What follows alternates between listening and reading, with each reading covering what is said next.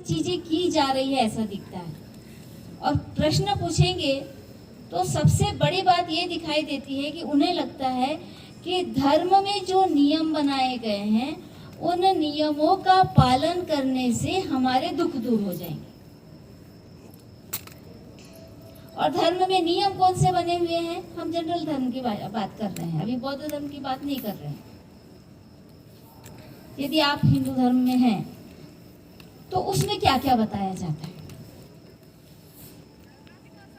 सबसे पहली बात तो ये आती है कि सुबह शाम ईश्वर की पूजा करो। जो भी होगा ईश्वर, वो ईश्वर किसी न किसी धर्म से संबंधित है। सुबह शाम उसकी पूजा करो। पूजा में क्या करो? दिया जलाओ, तेल का दिया जलाओ। और ज्यादा अमीरी दिखानी है, ज्यादा ईश्वर को खुश करना है तो घी का दिया जलाओ। बेचारे गरीब है तो मोम का दिया जलाएंगे। जितना ज्यादा महंगा दिया जलाएंगे उतना तुम्हारा ईश्वर खुश। और क्या करते हैं? अगरबत्ती जलाते हैं। और क्या करते हैं? उसके सामने कुछ रखते, खाने पीने की चीजें, जिसे क्या कहते हैं? भोग लगाना, भोग चढ़ाना। और क्या करते हैं? आरती तैयार करते हैं। आरती में दिया रखते हैं, कुमकुम रखते हैं, और क्या क्या पदार्थ रखते हैं वो आप लोग अच्छे से जानते हैं। मैं अच्छे से नहीं जानती क्योंकि मैंने कभी आरती की नहीं। और क्या करते हैं? आरती ऐसे ऐसे ईश्वर के सामने, मूर्ति के सामने घुमाते हैं। और उसके साथ में क्या करते हैं? घंटी बजाते हैं। और क्या करते हैं? और क्या कुछ छूट गया क्या? आरती बोलते हैं। आरती बोलते हैं। और उसमें क्या करते हैं? स्तुति करते हैं। आप जल्दी जल्दी नहीं बता रहे, लगता है कि यहाँ पे कोई ऐसा करता नहीं है।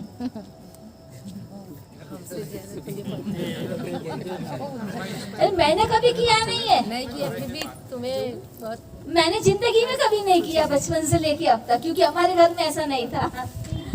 लेकिन आप लोग करते होंगे, फिर भी बोल नहीं रहे हैं। मैंने तो सिर्फ देखा है, फिल्मों में देखा है और पढ़ा है कि ऐसा करते हैं। मतलब पूजा पाठ करते हैं, आरती तैयार करते हैं, आरती को ऐसे ऐसे घुमाते हैं और उसमें जो आरती गाते हैं तो उसमें स्तुति करते हैं। हे ईश्वर, तू बड़ा अच्छा है, तू दयालु है, तू सब जानता है, तू मेरे दुख को भी जानता है, तू मेरा दुख दूर कर। फिर मैं इतने ब्राह्मणों को भोज कराऊंगा, इतने लड्डू बांटूंगा, इतना प्रसाद, इतने का प्रसाद चढ़ाऊंगा। ये सारा कुछ करते हैं या नहीं? करते हैं ना। अभी बंथे जी ने वही बताया कि हमारा दुख वो डॉक्टर को भी नहीं मालूम, हमारी समस्या वो खोज खोज के पूछ रहे हैं और हम अपना निरीक्षण कर करके, याद कर करके बता रहे कि हमारी क्या समस्याएं हैं। बहुत पूरी जांच होती है, जांच पड़ताल होती है, तब पता चलता है कि समस्या क्या है, तब उसका वो उपचार करते हैं। और यहाँ पत्थर की मूर्ति के आगे हम उसको खुश करने की कोशिश कर रहे हैं। ये सब धर्म से संबंधित है। जितना ज्यादा उसको खुश करने की कोशिश करेंगे, ये हम मन में समझ लेते हैं या मान लेते हैं कि ये खुश हो जाएगा और मेरा काम करेगा। तो मैं तुझे ये देता हूँ, बदले में तू मेरा काम कर। भ्रष्टाचार ऐसे ही होता है ना, ऑफिसेस में है ना। अधिकारी को टेबल के नीचे से खुश किया जाता है, भाई मेरी फाइल सरका दे आगे। मतलब ये धर्म से ही भ्रष्टाचार फैला हुआ है, यहीं पर सिखाया गया है। और ये कब से करते आ रहे हैं? जब से मनुष्य है और जब से मनुष्य ने ये धर्म नाम की चीज बनाई हुई है, तब से करते आ रहा है। फायदा किसी को नहीं हुआ। एक आध को कभी संजोग से फायदा हो गया तो मान लिया जाता है कि हुआ। अच्छा हुआ तो ईश्वर ने किया, और बुरा हुआ तो बाजू वालों ने, पड़ोसी ने किया, क्योंकि उससे हमारी जमती नहीं है। यही चलता है। क्या यही धर्म है? ये सच्चा धर्म है नहीं, कि वो डॉक्टर वाला जो बताया वो सही है? वो सही। व्यवहारिक क्या है? डॉक्टर वाला सही है, है ना? पक्का। पक्का। अब धर्म के नाम पर ये सब तो किया जाता है, फायदा कुछ नहीं होता है। इसके बावजूद ये हम लगातार करते चले जा रहे हैं और धर्म के ही बनाए हुए कुछ सामाजिक नियम भी है। आप शादी करते हैं तो शादी की भी मान्यता किससे मिलती है? किस विधि विधान से करते हैं शादी? उसमें भी धर्म आ गया। धार्मिक विधि से यदि शादी नहीं होती है तो आपका समाधान ही नहीं होता है, उस शादी को शादी ही नहीं मानते हैं। है ऐसा? कोर्ट में शादी करना कोई पसंद नहीं करता है, बल्कि वो साबित करता है कि 4 लोगों के सामने इनकी शादी हुई है। और यहाँ पे 4 लोग भी नहीं चलेंगी, पत्थर की मूर्ति रहेगी, उसके सामने वो अग्नि जलाएंगे, उसके फेरे लेंगे, एक दूसरे को माला पहनाएंगे, उसको वो शादी बोलते हैं। इसमें भी धर्म काम करता। अब उससे शादी हो गई, पहले पूजा पाठ कर लिया, फिर शादी के भी लिए क्या किया? लड़कियों को पसंद करने के लिए 10 घर घूमे। उसमें भी देख रहे हमारे ही धर्म का व्यक्ति हो, हमारी ही जाति का व्यक्ति हो, हमारी ही मान्यता वाला, हमारे ही विचारधारा वाला व्यक्ति हो। ये भी बहुत देखा जाता है। ऐसा नहीं एक इंसान की दूसरे इंसान से शादी नहीं होती है, वो धर्म की धर्म से शादी होती है, जाति की जाति से शादी होती है। हर जगह पर ये धर्म और जाति हम देख रहे हैं। फिर उसके बाद में शादी हो गई तो किस लिए किए थे भाई शादी? एक कारण आगे आता है कि बूढ़ी माँ से काम नहीं होता है तो खाना बनाने के लिए एक नौकरानी चाहिए। नाम दे दिया बहू, नाम दे दिया बहू, उसमें रानी जोड़ दिया, हो गई वो बहू रानी। खुश, मैं बहू रानी हूँ। अब बहू रानी तो आ गई, बहुत काम कर रही है, घर का पूरा संभाल रही है। सुंदर देखकर की है, सीरत देख के नहीं की है, सूरत देखकर की है।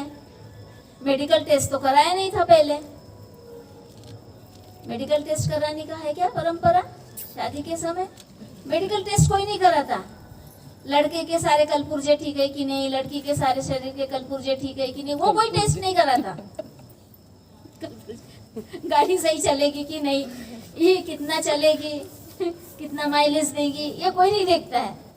गाड़ी खरीदते समय देखता है, लड़की देखते समय नहीं देखता। केवल क्या देखा जाता है? सूरत कितनी है, बाप कितना दान दे सकता है, दहेज कितना दे सकता है, वो देख के किए। फिर वो घर में आ गई, काम किए जा रही। पहले ही साल चेक किया जाता है पीरियड्स को हो रहे कि नहीं बराबर। ये भी धर्म से संबंधित,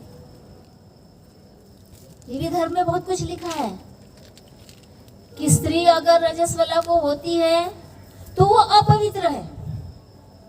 पुरुष इसलिए शुद्ध है क्योंकि वो रजस्वला को नहीं होता है।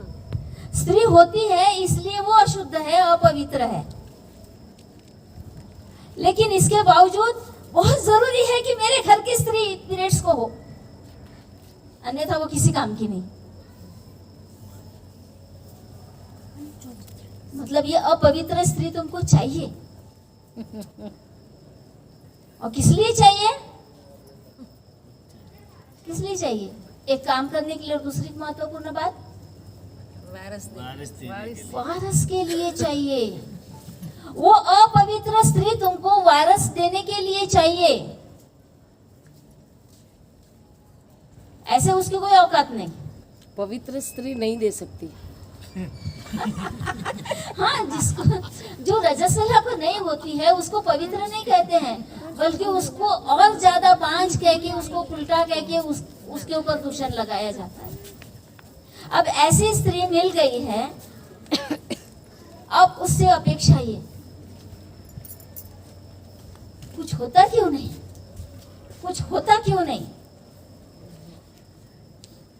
अब होता नहीं है तो सारा दोष तो पहले मान लिया जाता है कि लड़की का ही है, ये पहले मान लिया जाता है।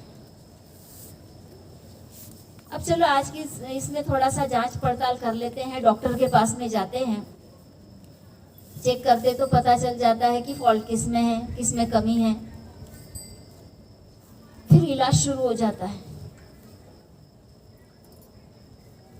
अब जो मंदिरों में जो मूर्ति है ना, उसको भी नहीं चलती है ये अपवित्र स्त्री, हाँ उसको भी नहीं चलती है, लेकिन सबसे ज्यादा स्त्री ही उसको पूछती है। वो उसको हाथ नहीं लगा सकती मूर्ति को, लेकिन पूजेगी वही। साफ सफाई का ध्यान ही करेंगी, बहुत श्रद्धा रखेंगी उसके लिए, आरती वही तैयार करेगी, दान दक्षिणा भी चढ़ाएगी, लेकिन मंदिर के भीतर जा नहीं सकती, उस मूर्ति को हाथ नहीं लगा सकती, कुछ समय भोग भी नहीं दे सकती। भोग भी नहीं दे सकती, वो प्रवचन में भी नहीं बैठ सकती। और ऐसी लड़की पतिदेव को जरूर चलती है। वो एक मंदिर में बैठा देव है और दूसरा घर में बैठा देव है, उसको ऐसी स्त्री चाहिए सिर्फ उतने समय के लिए, उतने ही काम के लिए। और नहीं होती है तो उस महिला का जीना दूभर। और ईश्वर के सामने पूजा पाठ जो हो रही है, स्तुति हो रही है, आरती हो रही है, उसे रिश्वत दी जा रही है, भोग दिया जा रहा है, ये कहकर कि मेरे दुख को दूर कर दे, मेरे घर में सुख शांति ला दे। और इधर बच्चा नहीं होता है, इसलिए घर में सारा वातावरण अशांत है। और पत्थर की मूर्ति तो कुछ बोल के ही नहीं बता रही है, भी तो खुश रह सकती है, बिना बच्चे के भी खुश रह सकती है। जो नहीं हो सकता उसको क्यों मांग रही है, मैं नहीं दे सकता। पत्थर की मूर्ति जवाब देने वाली नहीं है, और उम्मीद लगाए बैठे हैं वो पत्थरों से। अब चलो उसमें प्राण प्रतिष्ठा करते हैं ना, इसलिए वो मानते हैं कि ये जिंदा मूर्ति है, इसलिए वो मतलब छूने से खराबी हो जाती है। फिर भी वो कोई जवाब नहीं दे रही है, वो कुछ काउंसलिंग नहीं कर रही है, मूर्ति कुछ समझा नहीं रही है कि माता जी तू परेशान क्यों है, जो नहीं हो सकता वो क्यों मांग रही है, तू बिना उसके भी खुश रह सकती है। दुनिया में बच्चों की क्या कमी है? तेरे घर में बच्चा नहीं है और किसी के घर में माता नहीं है। जिस बच्चे की माँ नहीं है उस बच्चे की तू माँ बन जा, उसकी भी समस्या हल और तेरी भी समस्या हल। नहीं हो सकती? हो सकती ना। दुनिया में अनाथ बच्चे बहुत है जिनके माँ बाप नहीं है। ऐसे बच्चों को अगर हम माँ का प्यार दे, उन्हें पाले, तो हमारा दुख दूर नहीं हो सकता। लेकिन हमें तो शौक है ना दुख पालने का, पूरे समय रोते रहेंगे हमारे घर में बच्चा नहीं, हमारे घर में बच्चा नहीं। समस्या मालूम है लेकिन समस्या का हल नहीं करना चाहते। पहला रोना कि बेटी की शादी नहीं हो रही, दूसरा रोना हाँ। कि बच्चा नहीं हो रहा है, हाँ। फिर तीसरा रोना कि अपना ही करना है। तीसरा रोना ये कि अपना ही चाहिए। हो सही है। दूसरे बच्चे को इसलिए नहीं लेना चाहते क्योंकि मुझे अपना ही चाहिए, मैंने ही जन्ना है। तभी तो वो वंश कहलाएगा ना, वारिस कहलाएगा। किसी और का तो नहीं चलेगा। और कितने लोगों को अपने दादा परदादा याद है? याद है? क्या नाम था परदादा का? परदादा का नाम नहीं याद। परदादा का नहीं, दादा का तो हमको भी मालूम है, परदादा का हमको नहीं मालूम है। और परदादा के दादा का भी नहीं मालूम। परदादा का किसी को मालूम नहीं है, परदादी का किसी को नाम मालूम नहीं है। वो कैसे थे, क्या करते थे, कितना अच्छा काम किया था या कितना बुरा काम किया था, कितने लोग जानते हैं? अरे हम ही नहीं जानते तो गली में कौन जानेगा? तो फायदा क्या है ऐसा वारिसदार होके?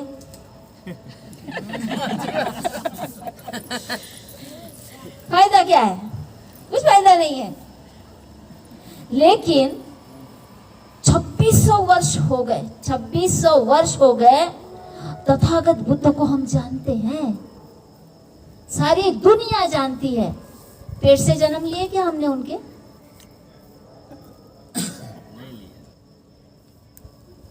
नहीं लिए ना।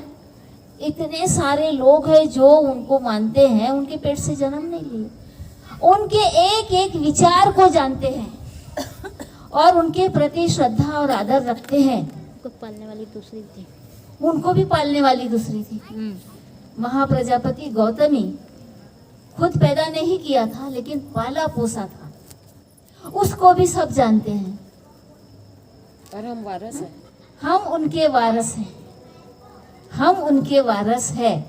वारसदार बनने के लिए किसी के पेट से जन्म लेना जरूरी नहीं है। आज मुझे मेरे बाप का नाम मालूम है, मेरे दादा का नाम मालूम है, लेकिन आपको बता भी दूं तो क्या फर्क पड़ेगा? क्या फर्क पड़ेगा? उन्होंने दुनिया में कुछ किया है विशेष काम? मानव जाति के लिए कुछ किया है? समाज के दुख को दूर करने के लिए कुछ किया है? नहीं किया। लेकिन बाबा साहब का नाम लेते हैं। क्यों लेते हैं? क्योंकि उन्होंने समाज के लिए काम किया है। इतने सालों के बाद में भी आज हम उनके बारे में जानते हैं और आने वाली पीढ़ियां भी जानेंगी। उनके बच्चे हैं बाबा साहब के, खुद पैदा किए हुए? नहीं। पक्का? हम सब नहीं, उनका खुद का ना, खुद का नहीं। देखो, नहीं मालूम है। एक है, वो एक है लेकिन आप उनको नहीं जान रहे। एक है लेकिन आप उनको नहीं जान रहे हैं। प्रकाश आंबेडकर है ना, पोता पोता है। तो हाँ, भाई का है ना। उनका वंशज है ना। बात तो वंशज की चल रही है। आप नहीं जान रहे उनको। क्यों नहीं जान रहे? नहीं, ये तो मैं जानती थी। नहीं, क्यों नहीं जान रहे हैं? जैसा काम बाबा साहब ने किया वैसा काम किया क्या? नहीं। उनके बेटे का क्या नाम था सबको नहीं मालूम। उनके बेटे ने वैसा काम किया क्या जो जैसे उनके पिता ने किया था? तो आदमी किस वजह से जिंदा रहता है? अच्छे कामों से, उसके कर्मों से जिंदा रहता है। फिर क्यों हम पीछे पड़े हुए हैं कि हमारा ही खून चाहिए, हमने ही पैदा करना चाहिए? क्यों पीछे पड़े रहते हैं? हमको खुश रहना नहीं आता। असल बात यह है कि हमको खुश रहना नहीं आता। जो हमें मिला है उसका उपभोग लेना हमें नहीं आता है। सुंदर लड़की मिली है, सुशील लड़की मिली है, अच्छा घर संभालती है, लेकिन हमें उसका कुछ करना नहीं है, उसका मूल्य कुछ भी नहीं करना है। जो नहीं है उसके पीछे भागना है, उसके लिए दुखी होना है। हमारे समाज में इतने कार्यकर्ता है जो बड़ी बड़ी बातें करते हैं, समाज में नैतिकता की बातें करते हैं, समाज को सुधारने की बातें करते हैं, लेकिन हमारे खुद के घर में ऐसा होता है कि हम महिलाओं की इज्जत नहीं करते हैं। बेटे के लिए भी, बेटी हो जाए तो भी नहीं करते। हाँ, बेटी हो जाए तो भी नहीं करते। वो तो राजा प्रसेनजीत की बात मालूम है। बेटी की खबर मिली तो दुखी हो गया था, तो बुद्ध को समझाना पड़ा था कि बेटियां भी अच्छी होती है, बेटियों से ये संसार चलता है। और अगर कोई बेटी शादी ना करे और बच्चे पैदा ना करे तब भी वो अकेली बेटी बहुत कुछ कर सकती है। सावित्रीबाई फुले ने कितने बच्चे पैदा किए थे?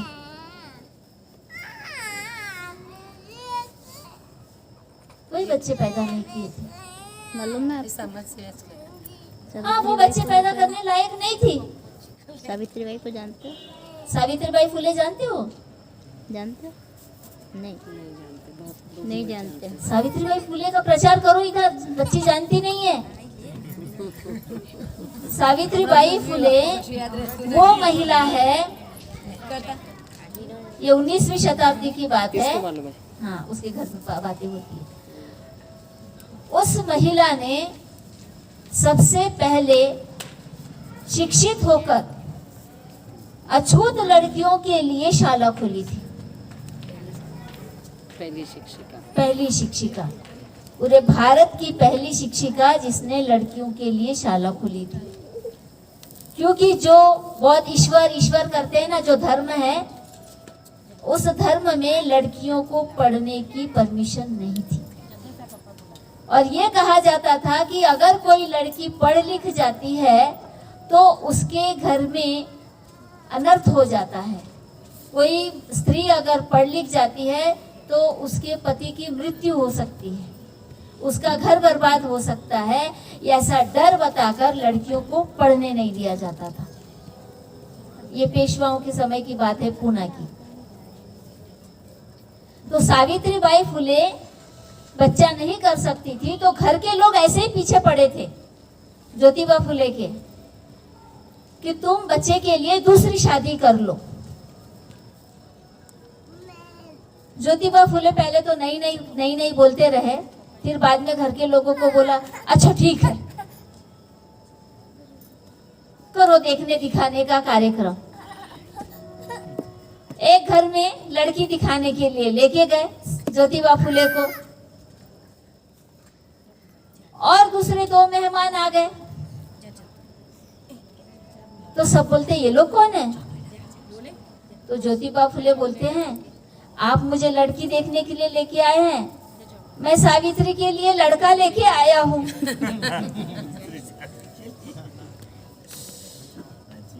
जब बच्चा नहीं हो रहा है तो आप मेरी दूसरी शादी कराना चाहते हैं, तो सावित्री क्यों अकेली रहे, उसकी भी दूसरी शादी करा देते हैं। अरे बच्चा तो दोनों को नहीं हो रहा है ना, वो अकेली जिम्मेदार थोड़ी है। सारे लोग अवाक रह गए। अरे मूर्ख, ये क्या बोल रहा है? तो कभी ऐसा होता है क्या?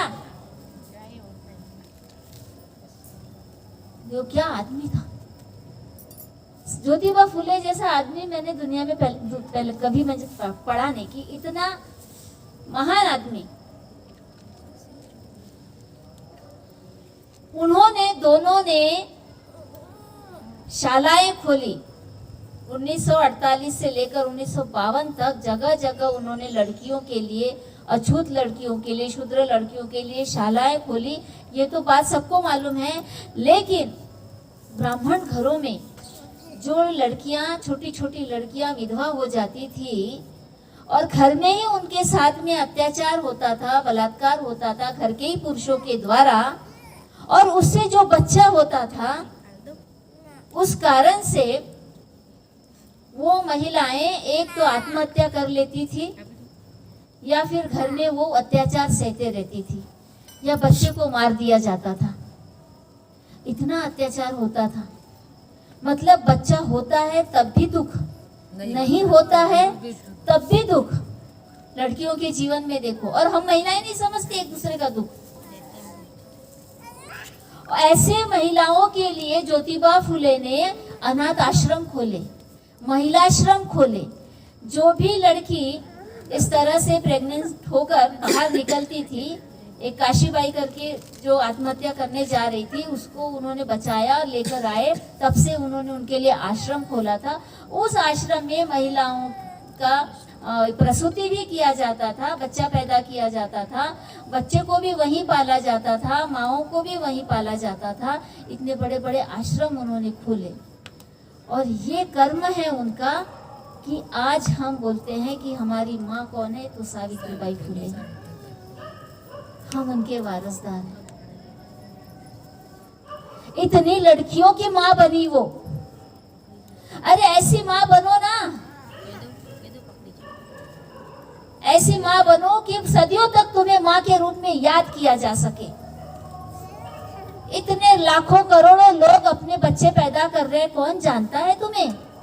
ऐसे तो कीड़े भी जलते हैं, जीव जंतु भी जनते हैं, पैरों तले कुचल के मर भी जाते हैं। क्या रखा है? तुम्हारा दुख तुम्हारा पैदा किया हुआ है। तुम जब तक सम्यक दृष्टि नहीं लाओगे, तुम जब तक ये नहीं समझोगे कि तुम्हारे दुख के लिए तुम खुद जिम्मेदार हो, तब तक तुम्हारा दुख दूर नहीं हो सकता। जो तुम्हारे पास में है, बेटी है, बहू है, उसको माँ का प्यार दो। देखो तुम्हारे घर में कितनी खुशहाली आएगी। जो है उसको तुम दुख दे रहे हो, जो जिंदा है तुम्हारे सामने उसको दुख दे रहे हो, और जो पैदा नहीं हुआ है उसके लिए दुखी हो रहे हो।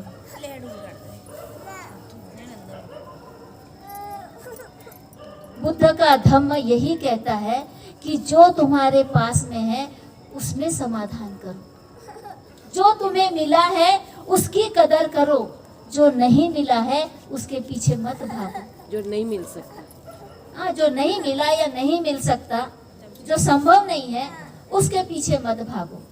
हम ऐसे ही चीजों के पीछे भाग भाग कर अपने आप को दुखी करते हैं, और हर दूसरे तीसरे आदमी के पास में अपना दुखड़ा लेकर बैठ जाते हैं कि मेरे घर में ये नहीं है तो मैं बहुत दुखी हूँ। अभी हमने शादी की थी, बच्चे किए थे, कौन सा तीर मार लिया?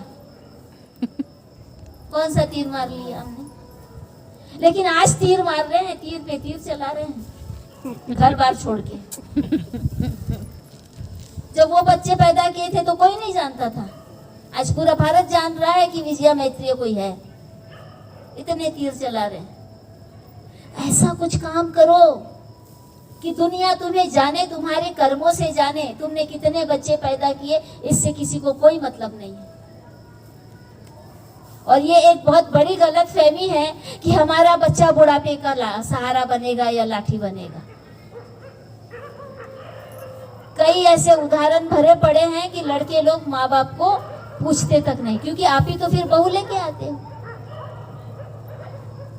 आपने भी तो अपने सास ससुर का नहीं किया था, तो आपका बेटा भी फिर बहू के साथ में रहता है, कहाँ देखता है।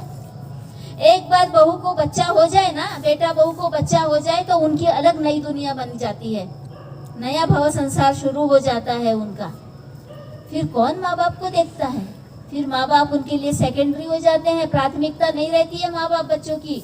जब वो खुद माँ बाप बन जाते हैं, फिर आप मरे तो भी फर्क नहीं पड़ता है। किसके लिए दुख कर रहे हो? अहमदाबाद में गए जब थे तक माँ बाप कमाते रहते हैं, जवान रहते हैं, हमारी देखभाल करते रहते हैं, तब तक माँ बाप इम्पोर्टेंट होते हैं। जिस दिन वो बूढ़े हो जाते हैं, कुछ करने के लायक नहीं होते हैं, बच्चों को उनकी परवाह नहीं रहती है। और ये सब पर लागू है, निसर्ग का नियम है। जब तक आदमी कुछ क्रियाशील रहता है तब तक ही उसका महत्व होता है। हमने कई घरों में देखे हैं 80-80, 90-90 साल के बूढ़े लोग बिस्तर पे पड़े रहते हैं, तो उनके बच्चे बोलते हैं कि अब जा भी नहीं रहे हैं, इनके कारण हम अपना काम नहीं कर पाते हैं। बोझ बन जाता है आदमी। बूढ़ा आदमी बच्चों को बोझ लगने लगता है जब वो कुछ भी करने लायक नहीं रहता है। माँ बाप जब तक चलने फिरने लायक रहते हैं ना, तो वो जो बेटा बहू है ना, वो उनसे अपेक्षा करते हैं कि वो हमारे बच्चे को देखे, बच्चे को संभाले और घर की चौकीदारी करे। सर्वे करके देख लो, बहुत सारे घरों में ऐसा है या नहीं? बहुत घरों में ऐसा है। हमने बहुत गलतफहमी पाल के रखी है कि हमारा बेटा हमारे बुढ़ापे की लाठी बनेगा। ये तो बुद्धिज्म सिखाता है कि वो बच्चा अच्छा होता है जो अपने बूढ़े माँ बाप की सेवा करता है, ये बुद्ध सिखाते हैं।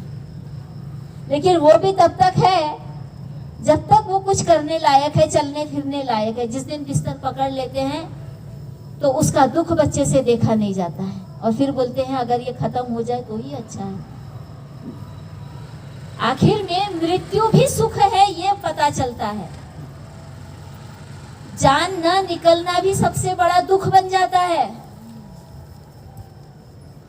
हमसे कितने बूढ़े लोग, जो बीमार लोग हैं, वो कहते हैं कि भंते जी ऐसा कुछ आशीर्वाद दो, कि हम मरकर सुखी हो जाए, जल्दी से जल्दी हमें मृत्यु आ जाए। मृत्यु भी सुख है दुख में से निकलने का। ये प्रैक्टिकल बातें हैं जो हम देखकर भी नजरअंदाज कर देते हैं। हमारा सुख किसमें है ये हम समझ ही नहीं पा रहे हैं। अभी जो है उसमें जीना सीखो, जो हमारे पास में है, जो हमें उपलब्ध हुआ है, उससे सुख लेना सीखो। जो नहीं है, जो नहीं मिल सकता है, उसके पीछे भागना बंद कर दो। कुछ भी नित्य नहीं है, सब परिवर्तनशील है, सब अनित्य है। हम लोगों को तो ऐसे कई अनुभव आते हैं कि कल तक जो व्यक्ति बहुत अच्छा था आज पूरा बदला हुआ नजर आता है। हम कहते हैं इतना कैसे क्या बदल गया, ये कल तक तो बड़ा अच्छा था, आज तो बिल्कुल विपरीत काम कर रहा है। कल तक मेरा दोस्त था, आज शत्रु हो गया है। रिश्तेदार भी कई बदलते हैं, रंग बदलते रहते हैं। तो किसको बताने के लिए हम ये सब करते हैं? किससे घबराते हैं? लोगों का तो काम है पूछना, वो पूछते रहेंगे भाई शादी को कितने साल हुए, बच्चा हुआ या नहीं हुआ। हाल ही का एक उदाहरण देके मैं अपनी बात को खत्म करती हूँ। हमारे परिचित एक है, लड़का लड़की अभी 3 साल शादी को हो गए थे। अब हमारे जरिए उनके पास बुद्धिज्म पहुंच रहा है। हमने तो शुरू में बोले कोई जरूरत नहीं है, जब होगा तो होगा, नहीं होगा तो नहीं होगा, क्यों इतना टेंशन लेने का। शादी किया है, मस्त रहो, बिंदास रहो, अपने काम करो, पैसा कमाओ, सुखी रहो, बच्चा होना ही जरूरी नहीं है। हमारी बात तो मान ली, लेकिन 10 लोग मिल रहे हैं, 10 लोग वही बात पूछ रहे, 3 साल हो गए अभी तक बच्चा नहीं हुआ, अभी तक बच्चा नहीं हुआ। तो लोगों की बातों से घबरा कर तंग आकर फिर डिसीजन लिया गया कि बच्चा करना है। अब जब बच्चा रह गया है तो पूरे 9 महीने परेशान, शुरू से 2 महीने से उल्टियां उल्टियां उल्टियां, डॉक्टर के चक्कर लगा रहे। बेचारी नई लड़की पहली बार माँ बन रही है, हैरान परेशान उल्टियों से, पूरा शरीर में सूजन, पूरे 6-7 महीने तक दवाइयाँ दवाइयाँ दवाइयाँ। वो लड़का भी अपना काम धंधा छोड़ के उसी के पीछे, हर दूसरे तीसरे दिन डॉक्टर के चक्कर, हर दूसरे तीसरे दिन चक्कर। अब आजकल तो ये चल रहा है ना, सोनोग्राफी करो, बार बार सोनोग्राफी करा रहे हैं, पैसा लगाए जा रहे, पैसा लगाए जा रहे। 8वां महीना आते आते हैरान परेशान, पूरा शरीर पे सूजन, बर्दाश्त नहीं हो रहा है, कुछ कर नहीं पा रहे हैं। फिर डॉक्टर के पास ले गए तो सलाह देते हैं कि ये लड़की तो बर्दाश्त नहीं कर पाएगी नॉर्मल डिलीवरी, इतनी वेदनाएं होती है। तो फिर बोले सीजर करना पड़ेगा। वो बोल रही थी पहले नॉर्मल करना है, नॉर्मल करना है, लेकिन जब देखा कि इतनी वेदना हो रही है नॉर्मल कराने में, फाइनली मन बना लिया कि सीजर ही करना चाहिए, ताकि उस वेदनाओं से बच सके जो प्रसूति के समय में होती है। सीजर करने के बाद में अब थोड़े समय जब तक वो नशे का इंजेक्शन रहता है तब तक तो दर्द नहीं होता, लेकिन जैसे जैसे इंजेक्शन का असर खत्म होता है फिर वो सब दर्द करने लगता है, वो भी बर्दाश्त नहीं होता है बाद में। फिर बच्चा हुआ, अब थोड़ा सा जल्दी सीजर करके समय से पहले निकाल लिया है तो फिर उसके पीछे भागो, उसको ऑक्सीजन की कमी है, फिर उसको मशीन में रखो, फिर उसके लिए पैसा खर्च करो। सब दाल आटे का भाव मालूम हो गया। अब जो लोग पीछे पड़े थे ना, बच्चा नहीं हो रहा है, बच्चा नहीं हो रहा है, क्यों नहीं कर रहे, क्यों नहीं कर रहे, अब उनमें से एक भी नहीं आया देखने के लिए वो लड़की को सहानुभूति दिखाने के लिए, एक भी नहीं आया। बेचारा वो लड़का परेशान। वो लड़की ने तो कई बार बोल दिया बहुत तकलीफ दे है, नहीं होता तो अच्छा होता। हम बोले अब कर लिया है तो खुशी खुशी स्वागत करो, अब दुखी होकर स्वागत मत करो। हम तो पहले समझाए थे कि भव सागर में पढ़ना इतना आसान नहीं है। वो तो बड़े अच्छे से समझाते हैं कि कितनी वेदनाएं हैं, हर बात में कितनी वेदना है, कितना दुख है, कितना पीड़ामय कष्टमय जीवन है ये। लेकिन पहले लोग बोलते हैं इसलिए लोगों को दिखाने के लिए कर रहे कि हम भी माँ बन सकते हैं, हम बांझ नहीं है। और कौन से झंडे गाड़ लिए फिर? दुख ही नहीं होना चाहते लेकिन दुख को मोल लिए हैं। अरे जो है ना उन्हीं को पालो, उन्हीं को प्यार दो, उनकी माँ बन जाओ। और जितना हम दूसरों के लिए करते हैं ना वो उतना ही हमारे अपने होते चले जाते हैं। हमारे पास में ममता है, करुणा है, तो वो दूसरे पे लुटाओ, क्या मेरा क्या उसका, सब बच्चे एक जैसे हैं। ये भाव जिस दिन जागेंगे ना, तो आप दुनिया के सबसे सुखी इंसान होंगे। जितना आप दूसरों के ऊपर में करुणा और ममता लुटाएंगे, दूसरे लोग आपको चाचा बोलेंगे, मामा बोलेंगे, आंटी बोलेंगे, मम्मी बोलेंगे, मौसी बोलेंगे। वो जो आनंद मिलेगा आपको कि ये बच्चा मेरा तो नहीं है लेकिन मुझसे कितना प्यार करता है। बागबान पिक्चर देखा है क्या? बागबान पिक्चर देखा है? उसमें ऐसे ही दिखाया है, वो चारों बच्चे माँ बाप को नहीं देखते, माँ को अलग कर देते, बाप को अलग कर देते हैं, लेकिन जो बच्चा अनाथ बच्चा जो पालते हैं वो अनाथ बच्चा उनका ध्यान रखता है। तो ये जीवन की हकीकत है। ये धर्म हमें कुछ नहीं देने वाला है, ये धर्म के ढकोसलों से बाहर निकलना है। और बुद्ध का जो व्यवहारिक धम्म है, जो बताता है कि वाकई में तुम अपना दुख कैसे दूर कर सकते हो, इस धम्म में शरण आना है। उनके बताए अनुसार अगर आप चलोगे, अपने चित्त को शुद्ध रखोगे, अपनी मैत्री और करुणा दूसरों को देंगे, तो आप सभी के दोस्त बन जाओगे, सभी के अपने हो जाओगे। कुछ भी पराये का पन का एहसास नहीं होगा, कुछ भी भेदभाव नहीं रहेगा, सब एक हो जाएंगे, तो आप सच में सुख महसूस करोगे। इतना ही कहकर मैं यहाँ रुकती हूँ। धन्यवाद। जय भीम, नमो बुद्ध।